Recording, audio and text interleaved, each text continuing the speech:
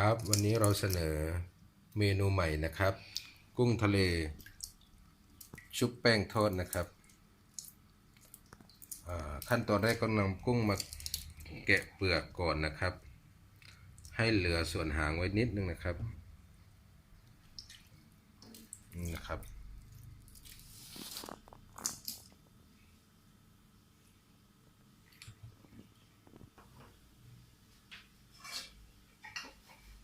นี่คือกุ้งที่แกะเปลือกเรียบร้อยแล้วนะครับ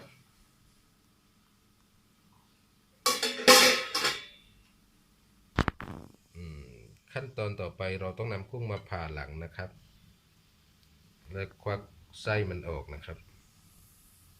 ครับเส้นสีดำข้างหลังนะครับ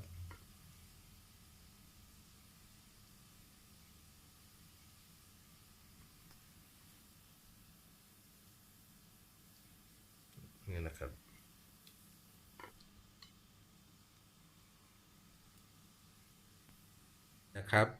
นำแป้งทอดกรอบเนี่ยนะครับมาเทใส่ถ้วยนะครับเติมเกลือลงไปนิดนึงนะครับแล้วก็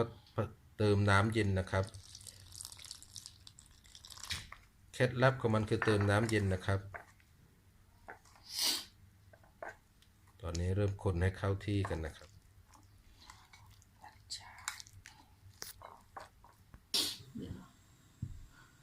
นำกระทะมาตั้งไฟนะครับแล้วก็เติมน้ำมันลงไปนะครับ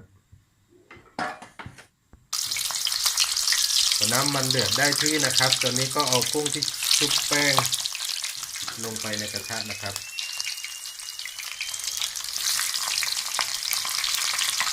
ไฟปานกลางนะครับ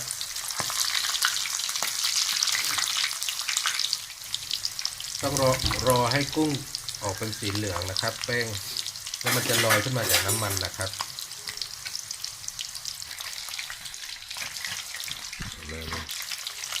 อันนี้จะใช้กุ้งทะเลนะครับไซส์ใหญ่นี้ก็ประมาณกิโลละประมาณ300นะครับ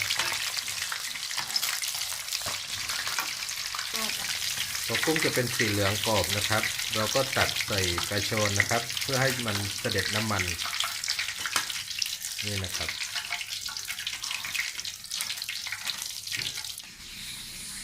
เสด็จน้ำมันแล้วนะครับเมนูกุ้งชุบแป้งทอดนะครับเดี๋ยวเราลองมาชิมดูกันนะครับว่าจะอร่อยเด็ดขนาดไหน